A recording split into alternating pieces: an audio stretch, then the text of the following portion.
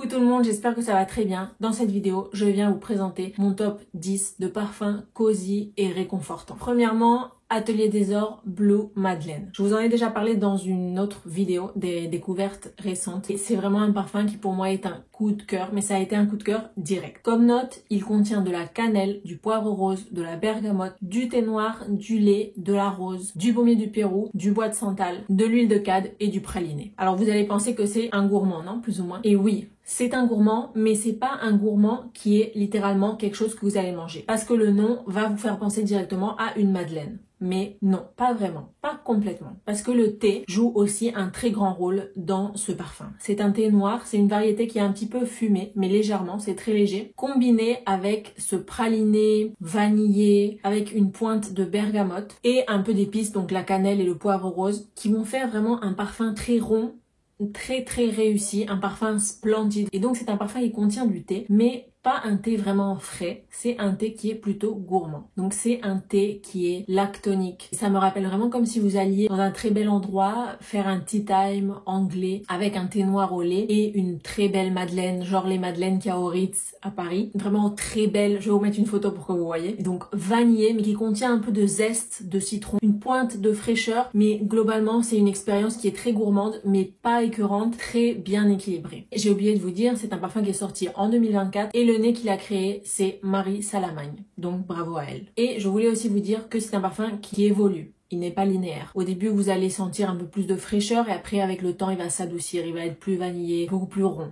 Deuxièmement, je vais vous parler d'un parfum que j'apprécie tout particulièrement. Je voulais bien sûr vous mettre un parfum qui contient de l'ambre dans cette liste de parfums et j'ai pensé lequel est le plus cosy, lequel est le plus réconfortant parce que j'adore par exemple Grand Soir de chez MFK, mais j'ai pensé non. Ambre Excentrico de chez Armani Privé. Il est sorti en 2015 et le nez qu'il a créé c'est Calice Baker. Et je suis désolée de vous annoncer que ce parfum est discontinué. En tout cas c'est ce que m'a dit la vendeuse. C'est une nouvelle qui est un peu tragique parce que c'est un parfum que j'aurais aimé avoir. Il n'est disponible qu'en 100 ml et son prix est un peu trop cher. Mais en tout cas voilà, pour moi c'est un parfum qui est magnifique et qui est sucré. Il faut aimer les parfums sucrés. Il a vraiment cette touche un peu d'ambre mais de nougat. C'est un peu une ambre comme caramélisée, comme un nougat un peu chewy. Comme un caramel, comme si vous pouviez le mastiquer. Et donc comme note, on y retrouve de l'ambre, de la cannelle, des fruits secs, de la fève tonka, du patchouli et du prunol qui est une note synthétique, je crois, qui se rapproche de la prune. Donc voilà, il est ambré, sucré, chewy, vraiment comme masticable, comme un peu collant aux dents, comme quand vous mangez un bonbon et qui colle aux dents. Mais moi personnellement, il me rappelle vraiment du nougat. Donc c'est un parfum qui est magnifique à porter dans cette période de Noël. Il est aussi épicé grâce à la cannelle. On sent vraiment ces fruits secs, c'est ce qui va lui donner cette texture un peu de bonbon collant. Mais c'est pas un bonbon, c'est pas un parfum qui est écœurant, mais c'est un parfum qui est plutôt fort. Il a une très bonne durée, un très bon sillage. Faites attention, personnellement, suivant les jours. La dernière fois que je me le suis mis en magasin,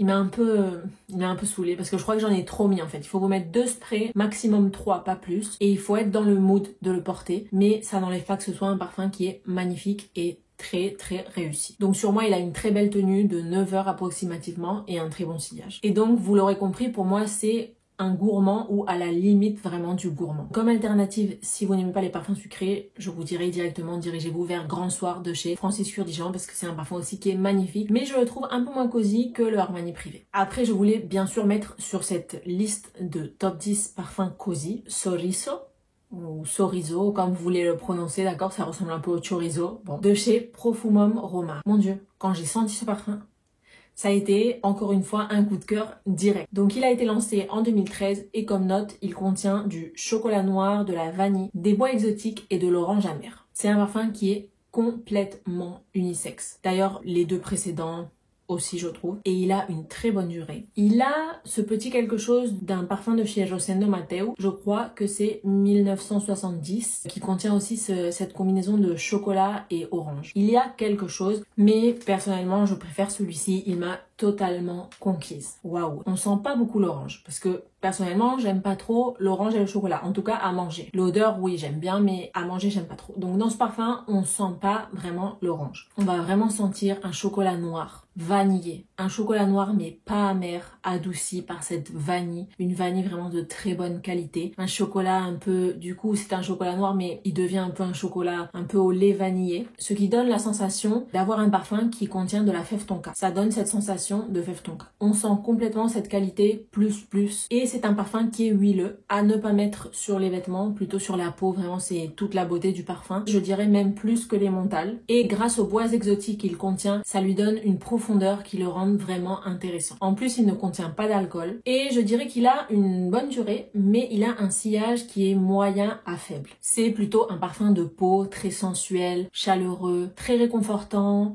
On sent la vanille bourbon. C'est un peu un parfum qui me transporte à mon enfance. Quatrièmement, voilà, je voulais bien sûr mettre un parfum de chez Guerlain. J'ai mis l'extrait de parfum à la vanille. Donc c'est Vanille Plenifolia. Il est sorti en 2023 et c'est Delphine Gel et Thierry Vasseur qui l'ont créé. Il se compose d'épices, de vanille bien sûr, d'opoponac, d'ambre et de musc. Ce côté animal d'opoponac, on ne va pas vraiment le sentir, mais ça donne une profondeur et de l'intérêt à cette vanille. C'est pas juste un parfum à la vanille. En fait, bien sûr, le centre du parfum, c'est vraiment la vanille. Vraiment une vanille magnifique. Mais voilà, le prix, c'est vrai qu'il est excessif. Mais en tout cas, si vous pouvez vous le permettre, si vous aimez la vanille, si vous aimez les vanilles chez Guerlain, si vous aimez les vanilles qui ont quelque chose en plus, mais c'est pas non plus une vanille très mélangée à d'autres choses. On sent clairement que l'ingrédient principal, c'est la vanille. Et c'est une vanille qui brille dans toute sa splendeur. Elle a vraiment, toutes les autres notes l'accompagnent et la rendent magnifique. Et c'est un parfum qui est très réussi, très équilibré, parfait pour faire du layering, pour l'utiliser en tant que base sous un autre parfum ou même de le porter seul parce que lui tout seul, il brille. En plus, il a une excellente durée, un très bon sillage. Et bon, vous savez que pour moi, Guerlain, c'est vraiment le roi de la vanille. Et donc, grâce à l'opoponac et au musc, il va vraiment avoir de la profondeur, il va devenir encore plus intéressant. Pour vous décrire mon ressenti par rapport à ce parfum, c'est comme une gousse de vanille. C'est une vanille qui est pure, qui est naturelle, mais qui a encore une fois de la profondeur grâce à l'ambre, à l'opoponac et aux épices. Une vanille de super qualité, crémeuse, un peu sucrée, pas en excès. Je dirais pas que c'est vraiment un gourmand, et il me procure une sensation de paix, de confort et en même temps d'élégance, ce qui est très bien représenté avec le design de son flacon. Et le suivant parfum que je voulais inclure dans cette liste, c'est Bianco Latte. C'est un parfum qui a eu beaucoup de hype et que je n'avais pas encore senti jusqu'à il y a quelques mois. Et quand je l'ai senti, j'ai aimé, mais je l'ai trouvé quand même vachement simple. C'est vrai que par cette simplicité qu'il a, il est très réconfortant, très cosy. C'est un parfum, je dirais, pour le décrire, le comparer à un aliment, je trouve que c'est plutôt un gourmand. Je dirais que c'est un chocolat blanc à la vanille. On y retrouve une overdose de vanille crémeuse, de lait. Si vous n'aimez pas les parfums lactoniques ou vanillés, ce ne sera pas votre parfum, je pense que vous le savez déjà. Et c'est comme un dessert, une crème à la vanille, très onctueuse, sucrée mais pas écœurant. Il est un peu à la limite, il est assez sucré mais pas écœurant et en plus de qualité. Il est très rond et ce côté crémeux lactonique l'emporte sur le côté sucré. Il a une excellente durée et un excellent sillage. Je pense que c'est aussi pour ça qu'il y avait tellement de hype autour de ce parfum. Et je trouve que certes, l'odeur n'est pas complexe, elle est plutôt simple et linéaire, mais on sent cette qualité et en plus il a une excellente durée et un excellent sillage. Donc le prix de 120 € plus ou moins, je trouve qu'il n'est pas excessif. Et donc voilà pour Bianco Latte. Il est vraiment atomique, il a un très bon sillage, mais en même temps il est doux, ça va être un parfum qui va être fort et il est très cosy et réconfortant. En suivant, bien sûr, je voulais mettre aussi un parfum qui a la cannelle comme note principale et j'ai mis Oajan. Il est sorti en 2013 et comme note, il contient de la cannelle, du miel, de l'osmanthus, du benjoin, de l'ambre gris, du labdanum et en fond de la vanille, de la fève tonka, du patchouli et du musc. Celui-ci, c'est 100% un parfum gourmand. Si vous aimez la cannelle et vous aimez le miel et la vanille, il faut le sentir. Il est riche, chaleureux, épicé et ambré. Il me rappelle un cinnamon roll ou un strudel aux pommes avec pas mal de cannelle et du sucre vanillé. C'est un parfum qui a cette profondeur grâce à son fond boisé et qui est aussi sucré. Et bien sûr, l'ingrédient principal, c'est la cannelle. Il est complètement unisexe, il a une tenue de 8 heures ou plus. Et je dirais que les premières 3 heures, plus ou moins, il a un fort sillage et après, il s'adoucit. Bien évidemment, qui fait une liste de parfums cosy